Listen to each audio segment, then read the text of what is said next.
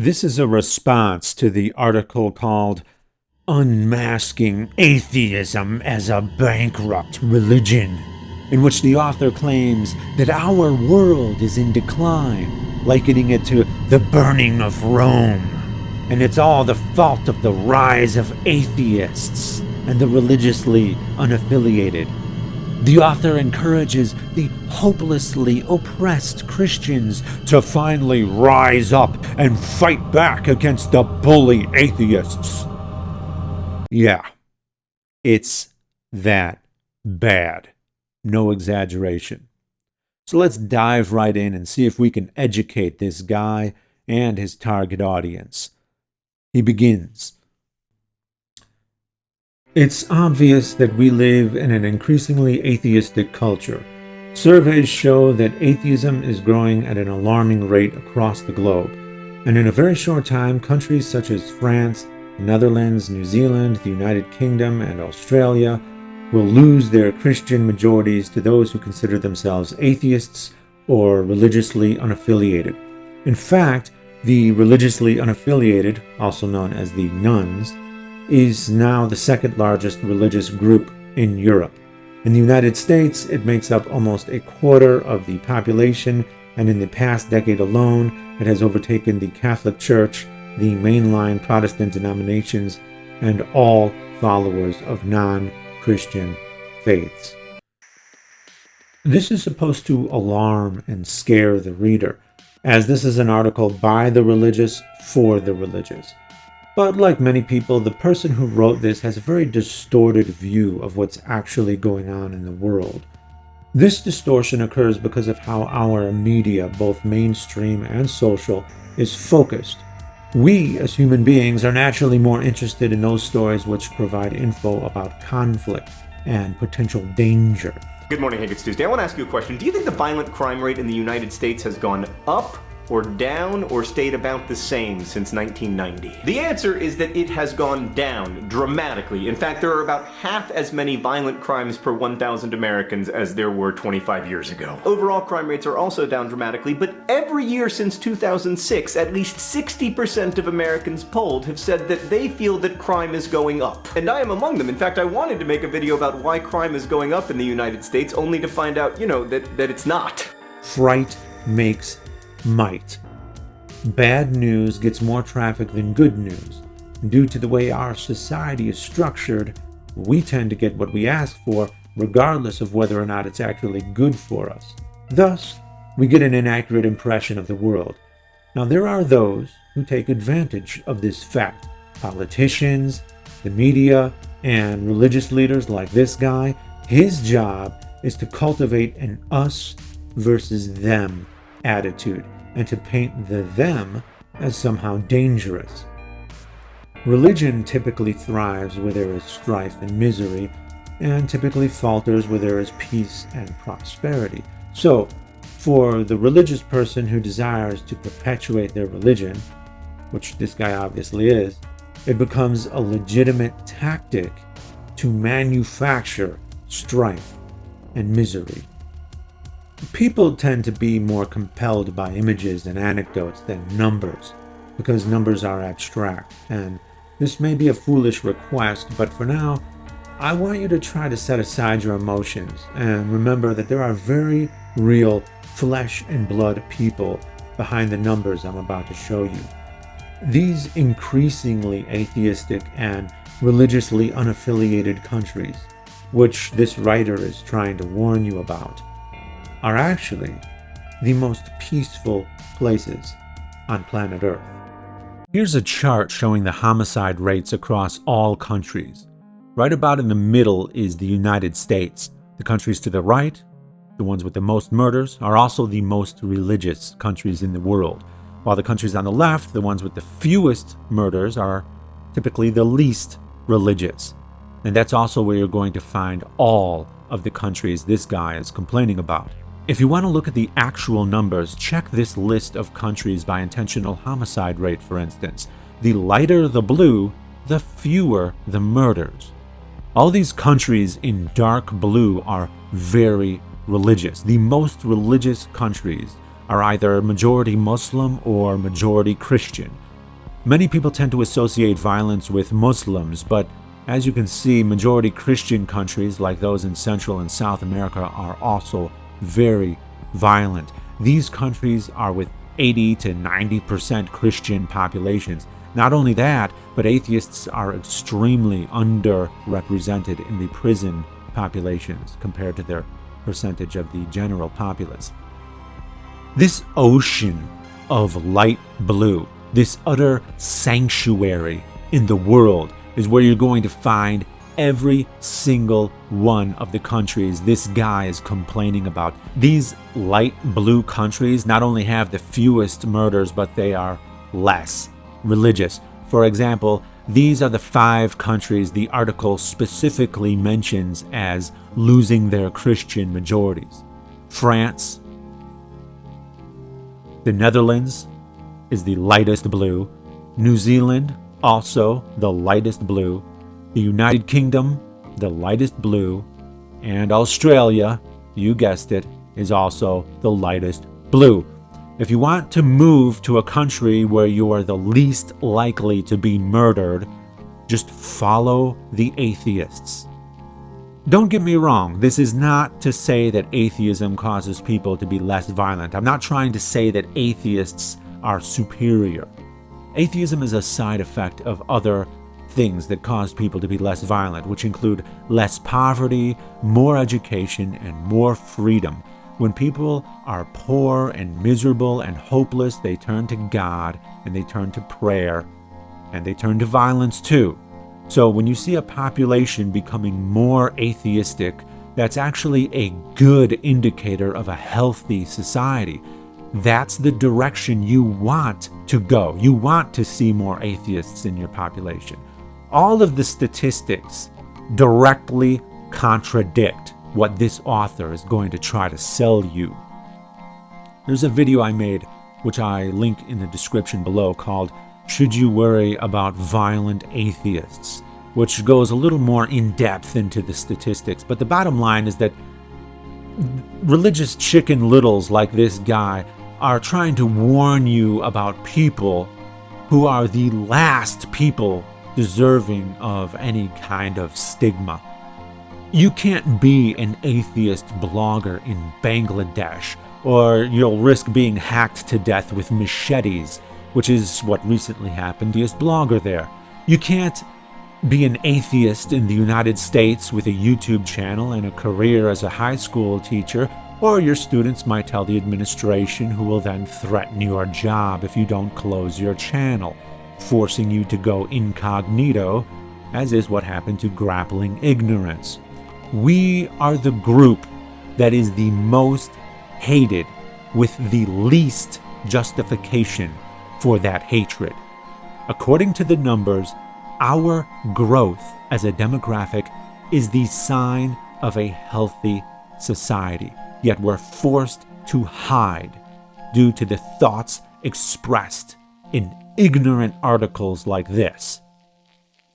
The article continues, according to the Pew Forum, nuns cite a variety of reasons for casting off faith. Some believe that rational thought and religious belief cannot coexist. Others see some people of faith behaving badly and blame it not on frail and flawed humanity, but on God. Still others say they are spiritual, but not religious, whatever that means. It doesn't surprise me that the writer doesn't know what it means, because he's not interested in what it means, or he would have looked into it. His job is to demonize us, because his interest is in raising people against us, not converting us. You see, I am very interested in the beliefs of the people I oppose. I want to know exactly what they believe and why they believe it, so that when I refute them, I can do it accurately. For if I'm not accurate in my understanding of their beliefs, then my refutation will be uncompelling to them. This is why I listen to what they say and use what they say in my arguments. You see, I'd much rather free religious people from their dogmas than fight against them. Now, your disinterest in the meaning of spiritual but not religious is part of the reason for why your religion is faltering, dear writer. How can you defeat or convert your opposition if you don't even know them? This deficiency is made clear when the author writes, "Others see some people of faith behaving badly and blame it not on frail and flawed humanity but on God." Blaming a religion for encouraging a certain form of behavior is not the same as blaming God. A Christian should understand this all too well, for I'm confident this author would have no problem being critical of Islam. But would that mean that this author actually believes in the Muslim interpretation of God and subsequently places blame on that actual deity rather than the religion or its adherents? No, of course not.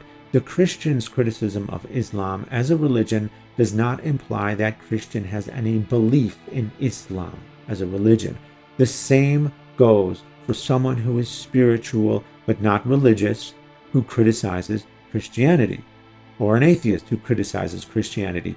Any criticisms we have of your religion, including the characters we believe to be fictional, are done not because we believe in the religion, but because we believe in the people who follow that religion and how they affect the world because of their beliefs.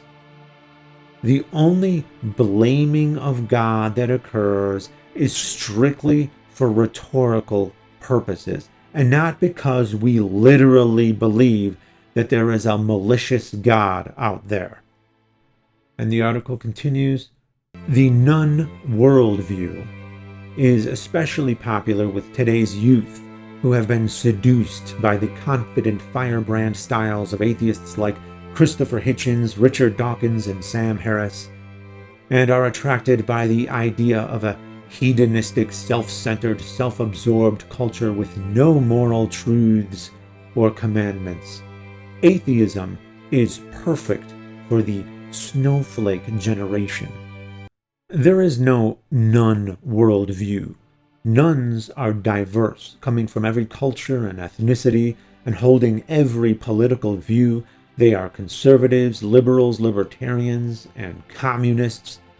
Now, I don't agree with trying to push belief or disbelief in God upon children. I believe in teaching them how to think rationally about any given subject, without telling them God does or does not exist. If they can detect a fallacious or deficient argument, then theism will have a harder time taking hold of them.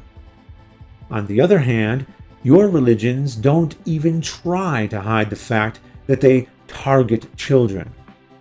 The Christian problem lately has been its failure to be popular with today's youth because it tries to impose itself, and when that fails, it makes threats or appeals to impending doom. Free, prosperous people do not respond well to that, which is precisely why you try to sow fear, and thus this cycle of losing adherents repeats. Currently, you are caught in a feedback loop, and there's nothing you can do about it except hope for or cause actual doom, because doom is integral to your dogma. Now, I remember Sunday school.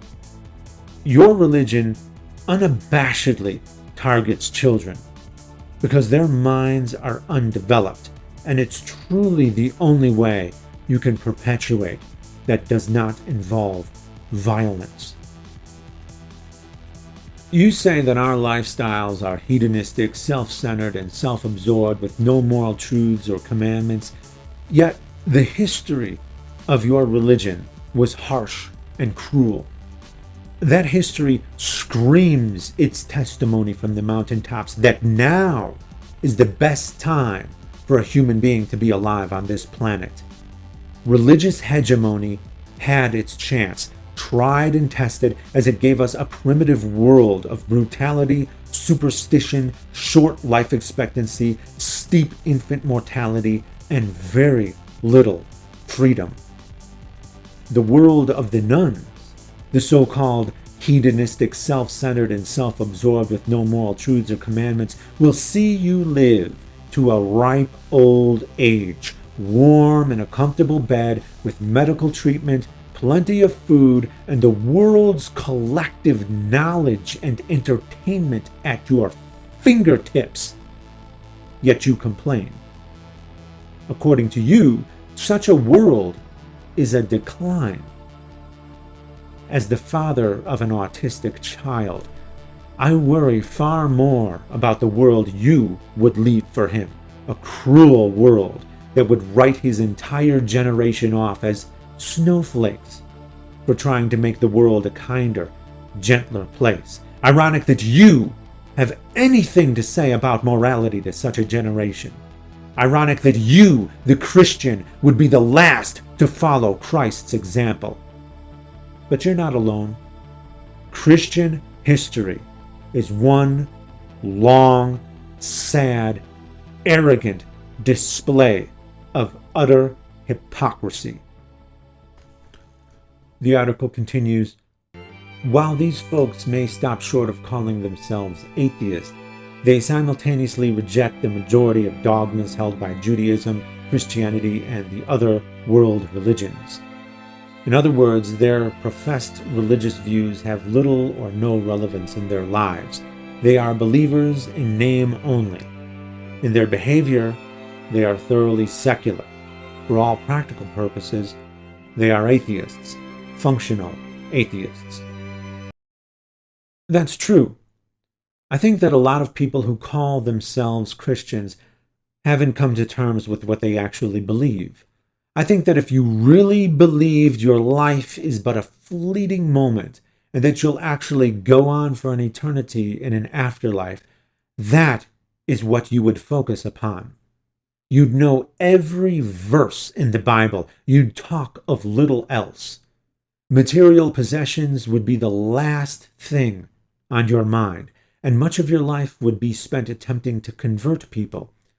Yet most Christians seem to think more about traffic than they do about God. Evangelicals seem to think far more about poor people crossing the border and benefiting from entitlement programs than they think about their everlasting afterlife. Because if they did, and they actually believed in Jesus' teachings, then maybe they'd focus on poor immigrants not as a blight, but as an opportunity to be Christ-like. The article continues, the truth is, we live in a functionally atheistic society in which secular values have achieved dominance in most sectors of the general public, and to an especially high degree in the media, academia, the entertainment industry, and the government. First of all, religion has no place in the government. The doctrine upon which the United States is built is secular. Why would you even want a government power which is vulnerable to corruption mixed up in your religion? Why would you want to set such a precedent? Because you think the politicians would take your side regarding religion? Is that what you want? A government that imposes a religion? As long as it's your religion and your denomination? Well, what if it isn't? What then? Wouldn't it be better to allow people to be free to practice whatever religion they want, as long as they're not hurting anyone else in the process? Doesn't the Christian doctrine itself rely on such free choice? Religion and government will both exist in greater purity the less they are mixed together. James Madison. Now, as far as Christianity faltering in the entertainment industry, welcome to the free market. Christian art once dominated when the church dominated.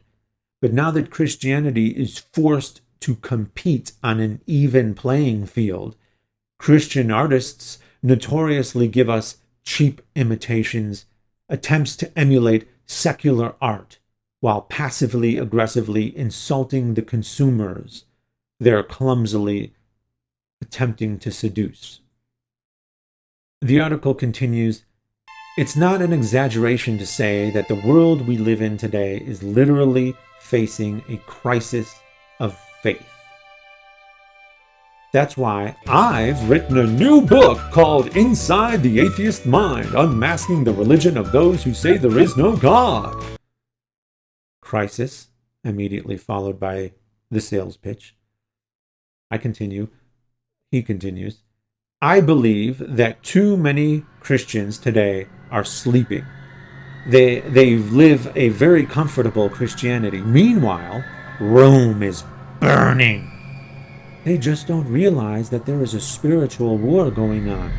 All our deepest beliefs and values are under attack. We're under attack. And in many ways, we're losing. So there's a definite attack, and Rome is burning, and hey, I got a book for sale.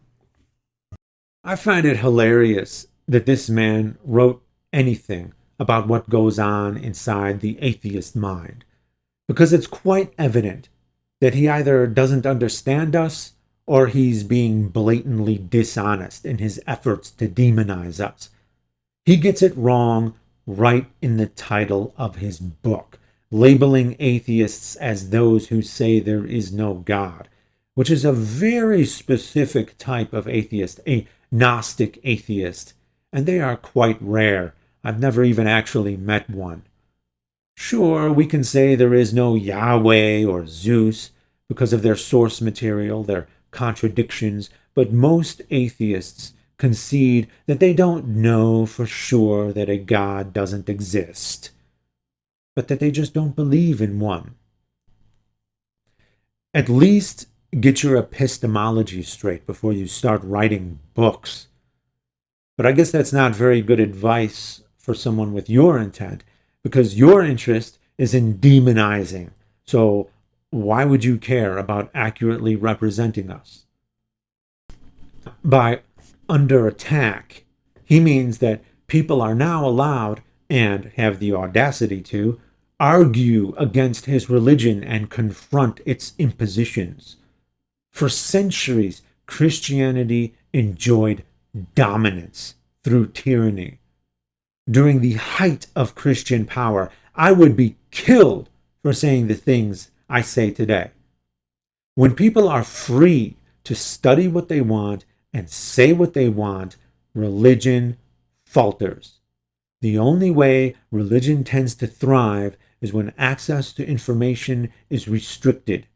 In other words, religion thrives in ignorance. Christianity falters in the developed world while it's actually growing, where people don't have much access to information. This guy is so worried about his religion diminishing in the first world and the consequences for that, but his religion flourishes in the third world, in South America, in Africa.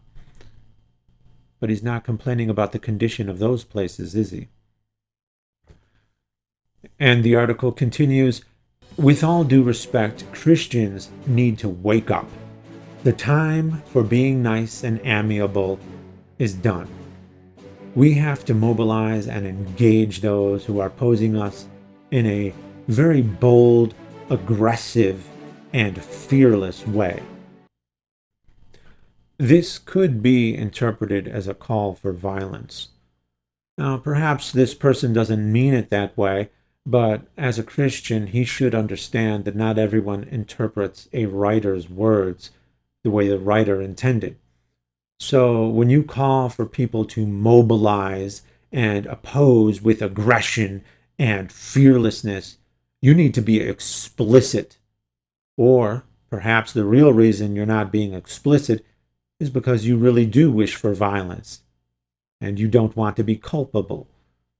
So I suspect you're playing it very safe, while calling for others to not play it so safe. What I find amusing is that you think you can appeal to Christians who have been nice and amiable. I have a suspicion that without the constraints of a civil society, you'd be Christian ISIS. And the best way to start is by recognizing atheism for what it is, an intellectually bankrupt religion. Yes, the new atheism is a religion that has its own philosophy, materialism, morality, relativism, politics, social Darwinism, and culture, secularism. It even has its own sacraments, abortion and euthanasia. I'm convinced that religious people who love to use the word religion as an insult do so because it's the very thing that makes them feel inferior. The funny thing is, if we were actually considered a religion the way you say we are, we'd suddenly enjoy all the rights and privileges you take for granted. Maybe I could even get out of paying my taxes, just like a church. Of course, the atheist doesn't have to adhere to any of those concepts you mentioned to be called an atheist. An atheist need only disbelieve in gods. Having such a nebulous enemy, however, is very inconvenient when you're trying to mobilize people, because nothing unites a tribe like a common enemy. And when the tribe doesn't have a common enemy, they lose cohesion through comfort. So someone like this guy might come along to peddle fear, inventing an enemy where none actually exist. In this way, he can cause his tribe to gain influence. If he can convince the tribe of an existential threat, then innocent people will pay with their rights and even with their lives. As a fear salesman, not only will his enemies be attacked, but he'll enjoy newfound status and power. Win-win for him. So he continues, and this system of beliefs has been responsible for more death, carnage, persecution, and misery than any system of beliefs the world has ever known. In the last 100 years alone, atheist regimes, including those of Stalin, Mao, Hitler, Pol Pot, etc., have killed over 150 million people.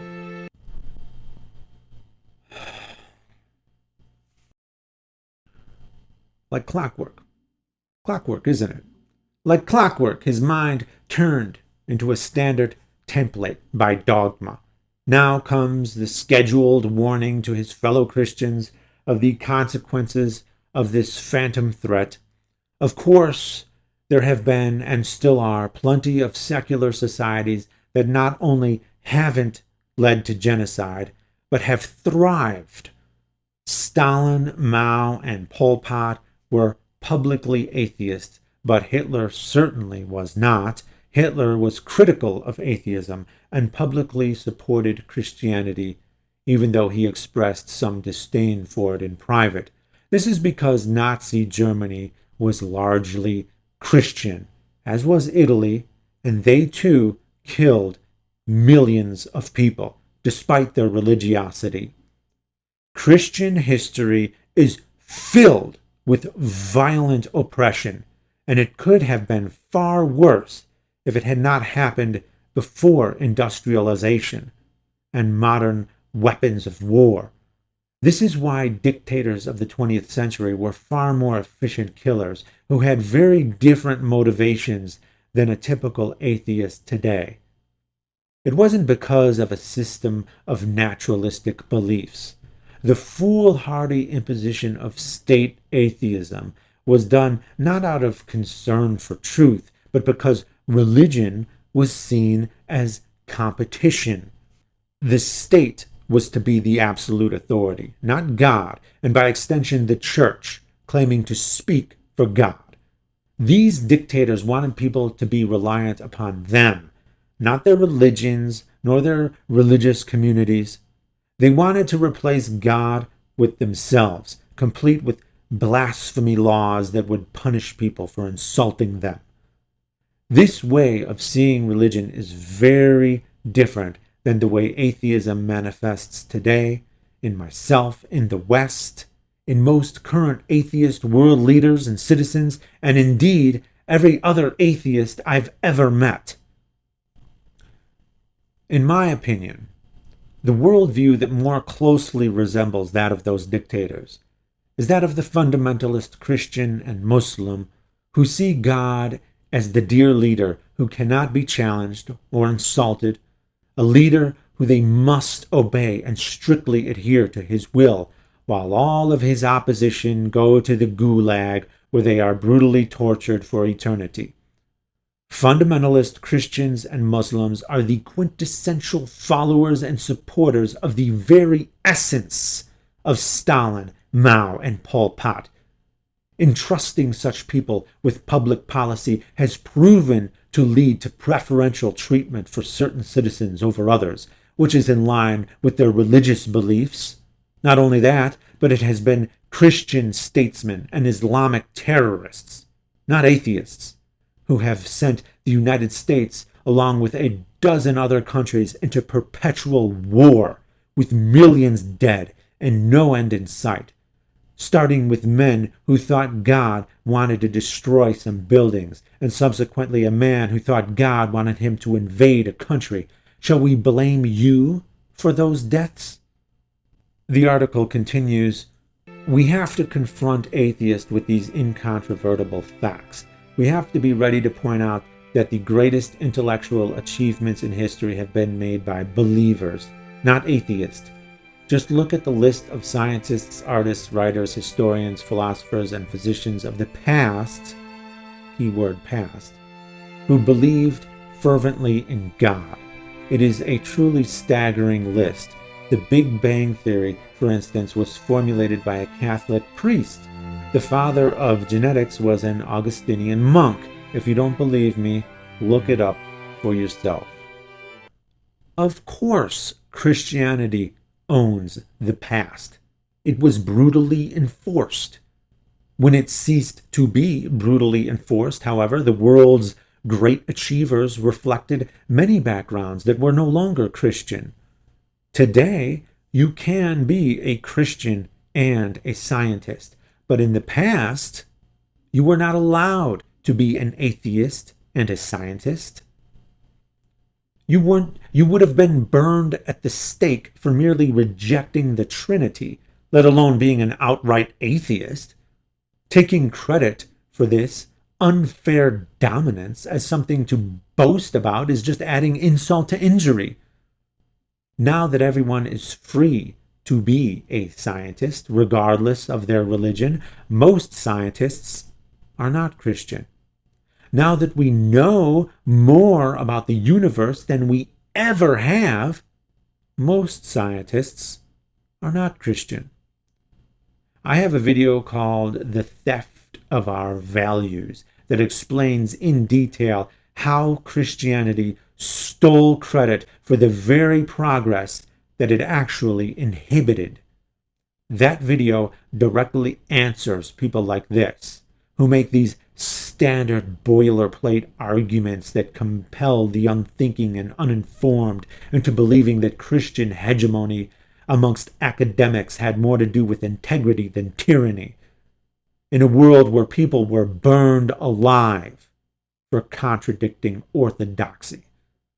And the article continues, finally, we have to be fearless in pointing out that atheists are driving this bleak, frightening culture of death in which we are presently engulfed, a culture in which up to 50 million abortions take place annually, and the use of euthanasia and assisted suicide is becoming routine across the globe. The facts don't bear out your description of the world. Violence is decreasing, and people are living longer. Far from being bleak, the future looks bright, except when the religious seize political power and promise to return us to a make-believe era of the past, an era they believe to be better not because it actually was better, but because it was an era in which they enjoyed control over others. Furthermore, according to ChristianLifeSources.com, a Christian source, mind you, who cited the Guttmacher Institute and the Census Bureau, most abortions are carried out by Christians. 28.1% of abortions are Roman Catholic, 37.3% are Protestant, 7.1% other, and 27.5% by the nuns. And of all of those, you choose to warn us about the nuns as the culture of death, the ones with fewer abortions than Protestants and fewer abortions than Catholics. As the religious teach abstinence only, and as they're against birth control, they will naturally have more unwanted pregnancies. And then that will, of course, result in more abortions, because in the end, religious people typically care more about reality than fantasy. Actions speak louder than words. Deep down, I think people have a subconscious understanding of what's real and what has a real effect on their lives. This is why they think more about traffic than God. This is why they will say abortion is wrong, but then they'll quietly get an abortion when they don't want to be pregnant. They're not acting like their eternal soul is on the line. This life is what is important because the next life does not exist. And if you really cared so much about abortion, you would have done the proper research, and you'd be concentrating on your fellow Christians rather than the nuns. The article continues, ultimately, atheism is a belief system without hope. Atheists themselves are nihilistic and negative and therefore fundamentally unhappy. If they left the rest of us alone, it would be one thing. But unfortunately, like all negative and unhappy people, they want everyone else to be as unhappy as they are.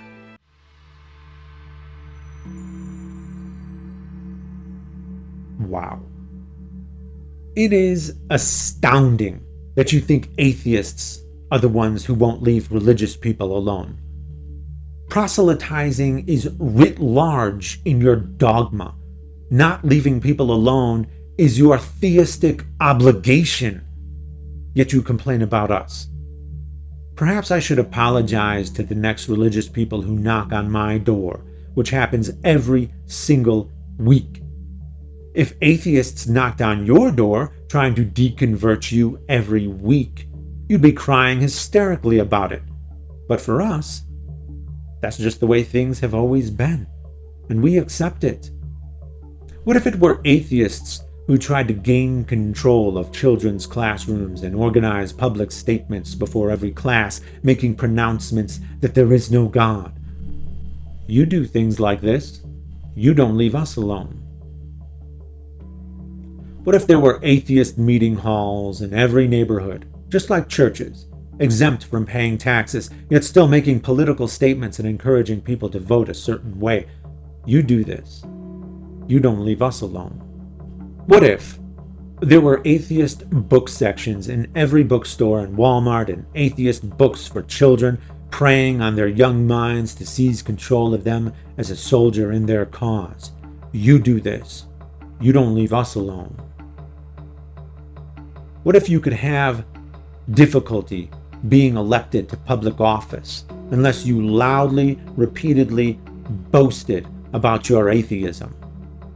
What if there were atheist campaigns and atheist statesmen who attempted to prevent religious people from being able to marry each other? What if there were atheist doctors who refused to care for the babies of religious people? You do this. You don't leave us alone. Most atheists just pretend to be like you. They're going along to get along, but when we have the audacity to say who we actually are, at worst, this world has given us torture and death, and at best, it has left us out and left us behind. We're used to it. That's just the way it always has been. But the thing is, you're used to it too, used to being the bully.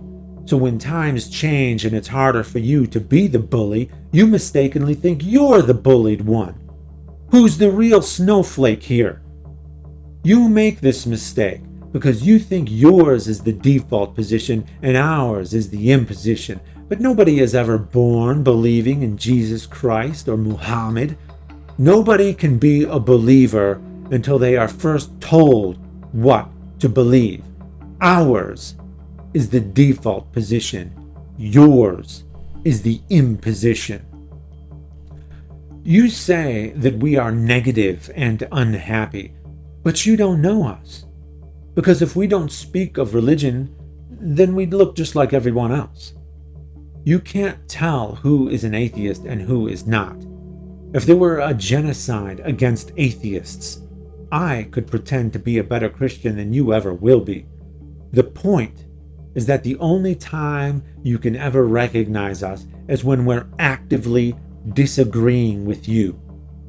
That is the nature of atheism. Atheism is disagreement with you. It is inherently a negation, a negative. So naturally we seem disagreeable to you. Naturally we seem negative because that is the one facet of our lives to which you are consistently exposed. Most of my life, however, is probably not that different than yours. My family and friends bring me joy, as does a good book or movie. I care about traffic too.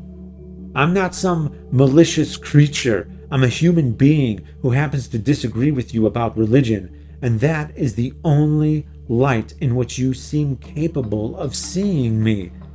I am happy most of the time, but when I talk to people like you, I may not seem very happy. Why should I? Don't be overzealous in your extrapolation about the rest of my life.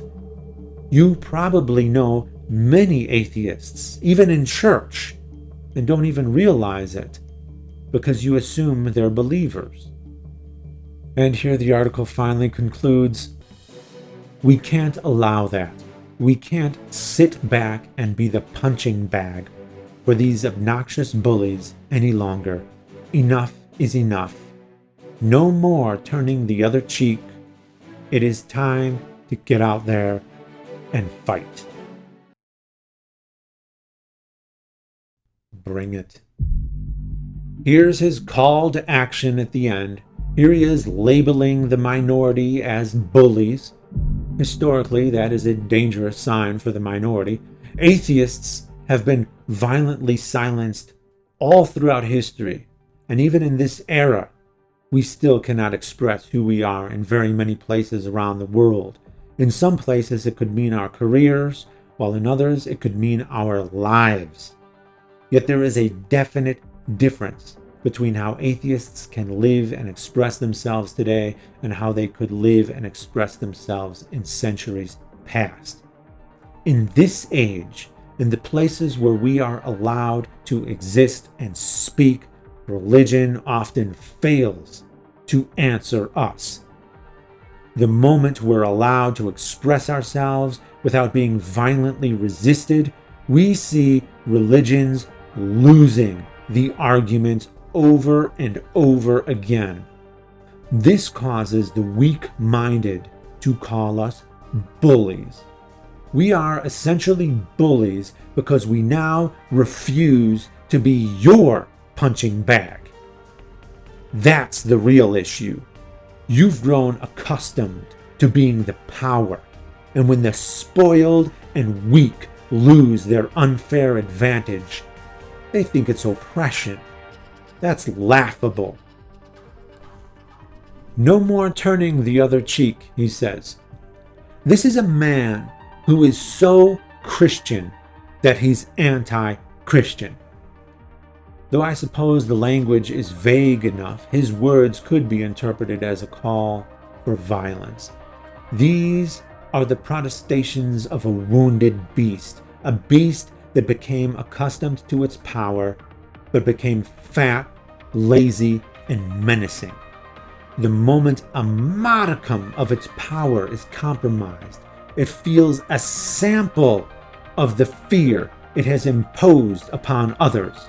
But that fear it feels is not nearly as justified as the fear of its victims, for it's not even getting a taste of its own medicine, but merely a taste of fairness.